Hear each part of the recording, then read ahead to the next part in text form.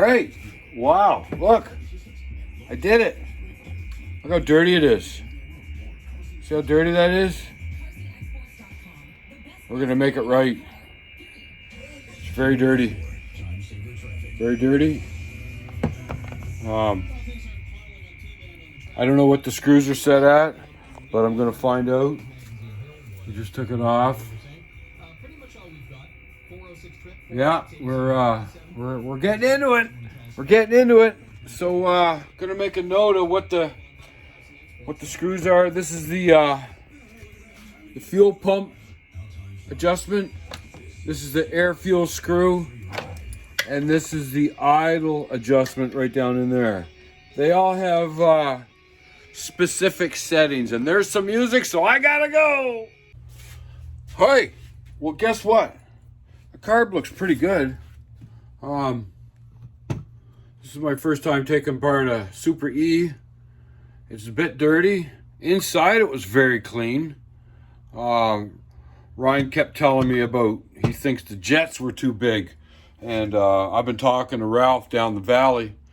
Kentville. Yeah, down in Kentville. And he sold me a 70 jet to start with, because that's more like stock. So the main jet that I took out right from here, and here it is right here. Can you see that? That's the main jet, and it's a 78. So that's a pretty big jet. According to what I've been reading and according to what Ralph says. The intermediate jet, which comes out at right here,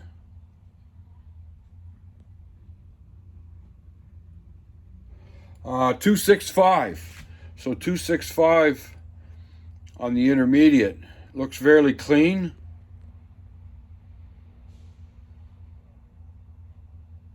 It's got little holes in it that I will use a wire. Some recommendations tell you to take pluck a wire out of a wire brush and use that. I got this with my last rebuild kit. It looks like a torch kit. Some people use them, but they have teeth, so they're kind of they might increase the hole that you're trying to clean. So you better be careful. You don't want to do that to increase the hole, which is increasing the jet. I got a mixture of jets right here. There's every jet in there that you could ever want. Yeah, they come off eBay, but yeah, you know, they're brass. They look good. Also, Ralph sold me a 70, and the 70 is right there. So I'm gonna check the float height. You measure it. Looks a little low to me from what I've been reading and seeing. So I'm going to check the float, make sure that's proper. I'm going to mix up a jug of, you know what, my favorite stuff, because it works so good. Simple Green. I'm going to put it in a little container. And we're gonna soak it. So, got to take the emulsion tube out. Right there. We'll take the emulsion tube out. I might take the needle, the float needle. Float needle's right in here, back of here. Right? Take that screw out. That whole that pin will come out, and then the float comes out, and the needle comes out. And that's what controls your fuel going into your bowl. Your float controls the fuel. When it's up, it doesn't need any. When it's down, it opens. So there you go. So, a little FYI for you. I don't know, you probably already know it, but it's just good. Like I said, I'm gonna get this all cleaned up, and I got a new gasket. This looks fairly good. An S&S gasket. anyways, this is all you can do is just to investigate and to put back to normal. I watch a guy on YouTube, Grease's Garage. He's pretty good. He explains step by step on how to tune it, how to set it up, and I wrote it all down. I like watching him. He's got some pretty good videos about foot clutch and jockey shift and how to drive it. Not only how do you put it in, but how do you drive it. Pretty good. So my TV just started again. So anyways, stand by. We'll be back. Well, let me tell you. I gotta show you something, man. If you don't believe me about the simple green that's actually purple, then I don't know what's gonna make you believe it, but check this out.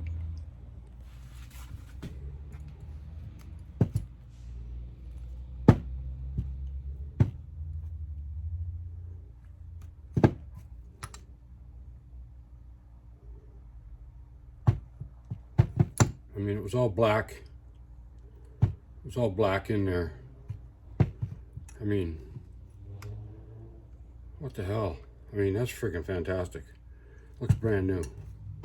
Anyways, so right here, try and, there's, this is your fuel diaphragm pump. There's your fuel pump diaphragm spring. This is the cover that went on it. Goes like that. You'll see that there's an O-ring there and an O-ring there and a ball and a ball. You got to make sure you do it right. There's also, let me put the cover on so I can show you. There's another important O-ring that some people forget about, and that's the one that's on that. How am I doing this? That's the one that's on that little nozzle. See that little blue one? That's got to be, make sure that's there. Sometimes when you take these apart, they're not there. So, put that down like that. Take that off. Sorry, my camera work is the shits, isn't it? Anyways, she sure looks good. Like, I don't know if you, that was all black in there. Yep. No. So yeah. So where's my light? I'll show you. Maybe you see a little better.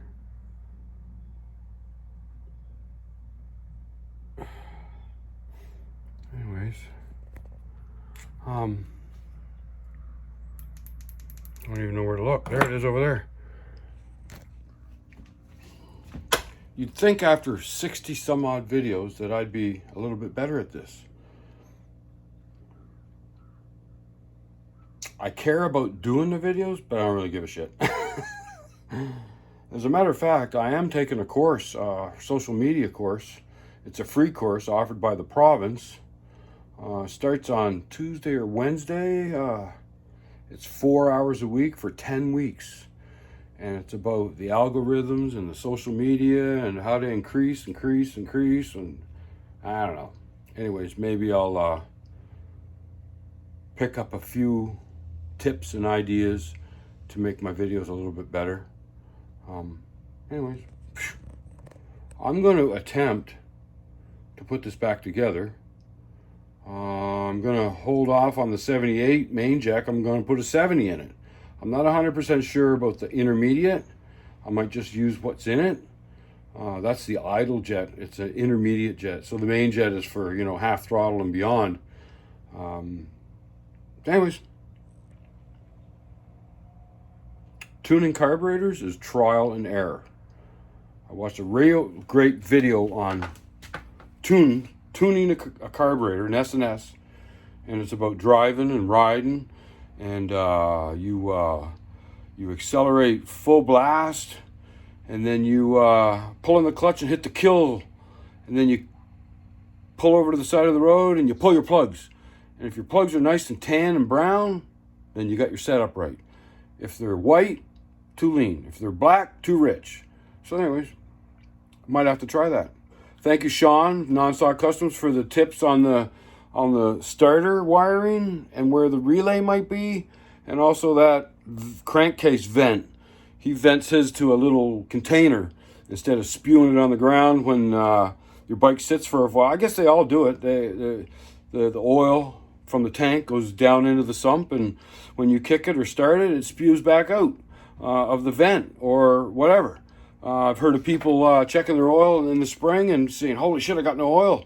They put a quart of oil in their tank and then they start it and the freaking thing's overflowing all over the place because all the oil was down in the sump because the bike sat for all winter or a few months or whatever. So, it's ongoing.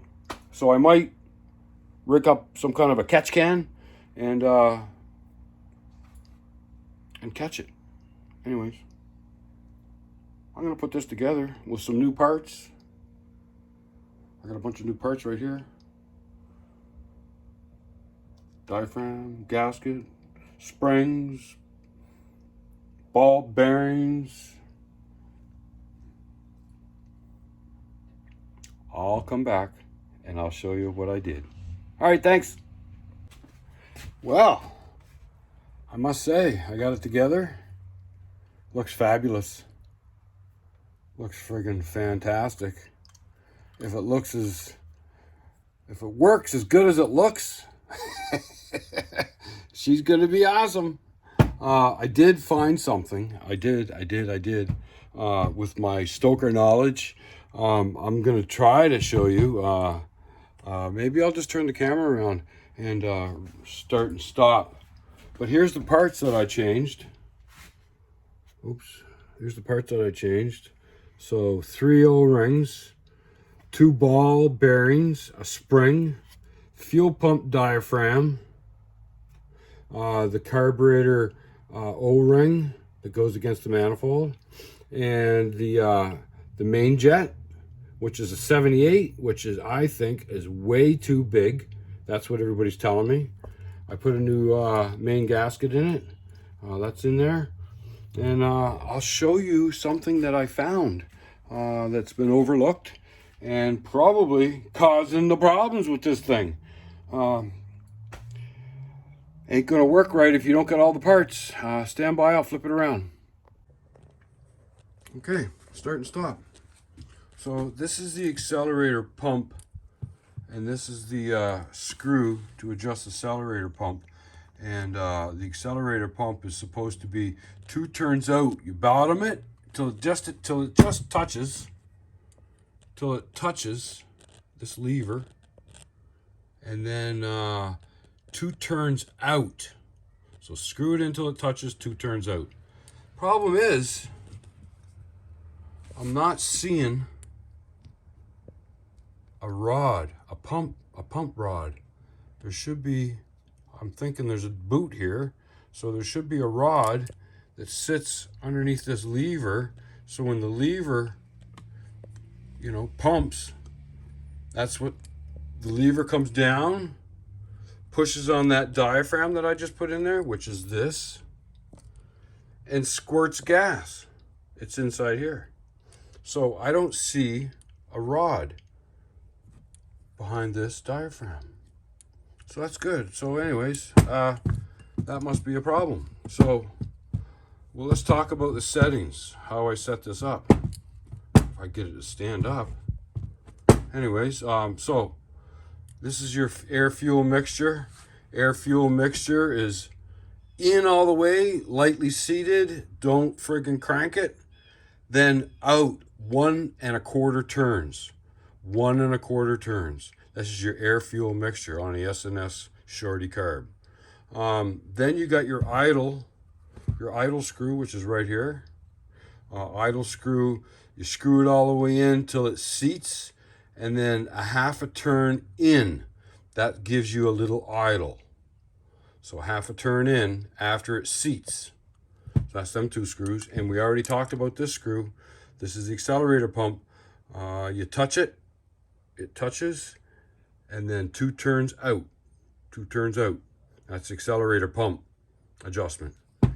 And that's it. Well, now I got a source. That rod. I'll probably go down and see Ralph. It's my time. Let's go. Yeah, I remembered. Anyways, so we're good. Thanks for watching. We'll see what happens tomorrow. Maybe I'm taking a trip to the valley. Imagine, it's probably a $2 rod.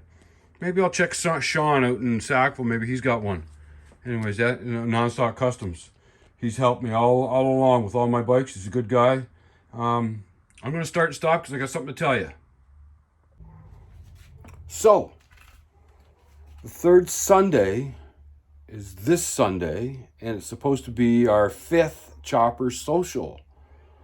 It's something that I'm trying to do to get the community together, to get people talking about working on bikes. And I'm just gonna sit down. It's freaking warm. My God, it's warm. Yeah, that's too close, isn't it? Anyways, freaking fingers are in the way again. So we got Hurricane Lee coming. So I'm not even gonna try it. Let's make it the 4th Sunday of September, which is the 24th, which is a week from this Sunday, or 2 weeks yesterday. 24th, Chopper Social, 5th annual. It's not annual. It's the 5th one we're doing this year. We've had 2 rainouts and we've had 2 so-so attended. So we're going to try it again. 24th of September, 1 o'clock. Hopefully it's Route 66. Vince told me he's going away, so I asked him if there's anybody else that could barbecue, because it'd be nice to have a beer and a burger at the Chopper Social and just sit around and talk and shoot the shit. So yeah. So stand by, like we used to say in the military. I'm trying to hold this camera, this phone, which I gotta get better at this. I gotta find a better way to do this. Anyways, thanks for watching. Thanks for watching. See you next time. Hey, so might as well make one more video, and then I'll put it all together and post it. I've been doing some stuff. Been working on the carb. I got the tank out, getting a red coat liner put in it. That's better than that cream liner. I have a cream liner here if anybody wants to buy it. Cheap. Red coat's the way to go. There's a place over in Dartmouth on Wise Road. I think it's National Rad. He does the red coat liner. It's gone up in price a little bit because, like everything else, product, everything's going up in price. That was my clock Douglas Britton gave me a long time ago. So there's a thing. I had it happen to me on the Honda when I first got it. I installed the oil tank that came with the bike that was never ever plumbed. I put a liter and a half of oil in the oil tank, and then I was able to start the bike, and the oil tank overflowed and it was everywhere. And I'm like, what in the hell? Why is that happening? So, and then we got this last Friday, this 79 shovel, and I kicked it over twice, and there's a little vent line off the crankcase. I'll show you, spewed a half a liter of oil on the floor. And my good friend says, well, something's wrong. Well, yeah, something's wrong. What's wrong is there's a little ball check valve that prevents the oil in the tank from leaking down into the crankcase. And if that ball has a piece of dirt on it, or they all will migrate from the oil tank to the sump. It's called wet sumping. So when you first start your bike, some of the oil, most of the oil will return back to the tank through the return line, but some will come out the vent and go on the ground. So without having to take all this oil pump stuff apart and and try to relap the ball in the seat and then put a new ball in, whatever. People are saying, well, rig up a catch can. Anyways, I was looking at the fitting, and I don't know.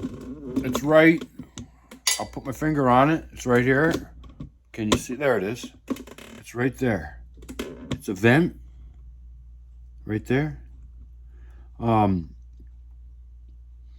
So I don't know what kind of fitting that is. It looks like a friggin' water supply line for a toilet. Anyways, it wouldn't surprise me if that's what it is. Anyways, I went to Strictly today and I talked to a real great guy. What's his name? His initials are HWL. And he knew exactly what I was doing and what I wanted to do, and I explained it to him, and he sold me all the fittings, $40 in fittings. So I got a bunch of fittings. I got a piece of hose, and some fittings. That's gonna work for me. And check out what I'm gonna catch my oil with. Ha! What? Right? So it comes with a lid. I like this lid because I'm going to drill holes in the lid and put these fittings in. I got an angle fitting. And so when this is mounted on the bike, all I got to do is take the lid off. I don't have to undo the hoses. Take this off, dump it, put the lid back on it, and look where it's gonna go. There's a bolt right here. Oh, let me turn this down a little bit. There we go. Never mind my beautiful legs. Anyways, there's a bolt down here. I'm gonna make a bracket. It's gonna sit right there. It's going to sit right there. I'm going to have rubber on the bracket so there's no vibration on the glass. And the fitting will go like this. Okay, I don't know if you can see it or not. Anyway, something like that. And it'll plumb into this. He sold me the proper fitting. It's an AN6. That fits right in there like that. Bingo bongo. Put the hose on it. Come over to the oil catch jar. I think that's going to be fantastic. People are going to say, what in the hell did you do? And I'm going to say, I'm just doing shit the chopper way. I'm choppering. What? Anyways, I think it's cool. So yeah, I'm gonna chopper this thing. Anyways, hopefully, potentially, I will put this all together, and it's probably going to be 23, 4 or 5 minute long video. I'm going to put it up tonight, and the next video, that'll be rigged up, and we'll be starting this thing. The carburetor, I said, is almost done. The wiring, some of my friends are helping me with the wiring. Well, guess what? There's no relay on this. There's no wires or no nothing. So the previous owner, not my son, but the previous owner completely took all the electrical off of it. So I have to start fresh. And it's got a good battery, I think. It's right there. So I'll get the battery be charged. I'm going to wire it. Yeah, a lot of chopper guys. Yeah, you don't put signal lights on choppers. Well, guess what? I want to be here tomorrow. And I don't want them jackasses that are on their phones, not, the 10 chances of 1, they're not going to see my signal light, but definitely won't see my signal light if I don't have one. So I'm putting signal lights on, I'm putting brake lights on, license plate light, I'm putting everything on it. That's the way it's supposed to be. It's going to keep you safe. And that's what I'm doing. I don't care what people say or think. I don't give a shit. I'm doing what I want to do. It's for my head. It's for me. It's for my family. It's for everybody. So there's another thing on the go. We're we're supposed to be having a chopper social this Sunday. It's the third Sunday on Sunday at 1 p.m. at Route 66. But we got a Hurricane Lee coming. Should be Cat 1 or maybe even post-tropical by the time it gets here. But it's going to be shitty. It's going to be shitty. There's no riding this weekend. There's no chopper social. There's no nothing. I've reached out to Chicken Burger. I just called Chicken Burger. I haven't had confirmation that we can do it behind the Chicken Burger on the grass in the parking lot area. Go get a burger, a milkshake, a freaking ice cream cone, whatever. So the Chopper Social, with any luck, is going to be the 24th of September, and it's going to be at Chicken Burger. Then in October, we're going to return to our roots. Our very first Chopper Social was at Fry Daddy's in Sackville, and that's where our last Chopper Social in October, the third Sunday in October, is going to be at Fry Daddy's in Sackville, Middle Sackville, I guess you say, just past the roundabout, the Rotary, whatever you want to call it. So yeah, Fry Daddy's for a Chopper Social, third Sunday in October. I don't know what the date is. So there. So not this Sunday, but the following Sunday, Chicken Burger, 1 p.m. For our fifth Chopper Social. Pray for weather. Pray for weather. So yeah, so there's the poster I made. It's behind me. You can see it. It's probably, I don't know if it's backwards or what it is, but that's the Chopper Social. That's my bike, and that's the little poster. So yeah, thank you to Vince at Route 66 for letting us have 2 Chopper Socials there. The other 2 were rained out, and he's going to be at a wedding in Cape Breton on the 24th, so he's not going to be able to help me out. But anyways, my whole initial thought was to move it around a little bit. We might grab different riders from different areas. I really want to have it in Tantallon because I know there's 2 choppers down the South Shore. Regine. Anyways, I'd like to grab them 2 guys. Him and his son, they built a chopper, and they're down the shore. So there you go. So I'm going to put this all together. Don't forget wet sumping. If you got a Dyna or anything like that and you let it sit all year and you're doing your due diligence and you pull the plug out and you check your oil and you go, holy shit, it's got no oil in it, maybe you should roll it over a little bit and pump some of the oil from your sump back in your tank and then check your oil again. Because there's been many people thought they had no oil in their bike, poured a quart in, started their bike, boom, it overflows. Makes a big mess. It's called wet sumping. It happens when the ball check valve leaks by. It's common.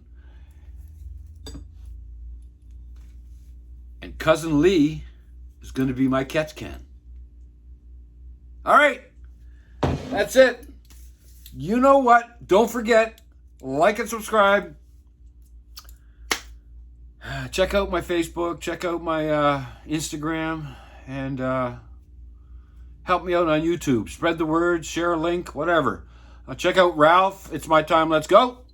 He's a good guy. He's helping me along with this. And check out Sean's Nonstock Customs. He's doing some YouTube videos. Look up Sean's Nonstock Customs. S&S Customs, maybe, something like that. Check him out. He's a good guy too. So yeah, thanks for watching. See you next time.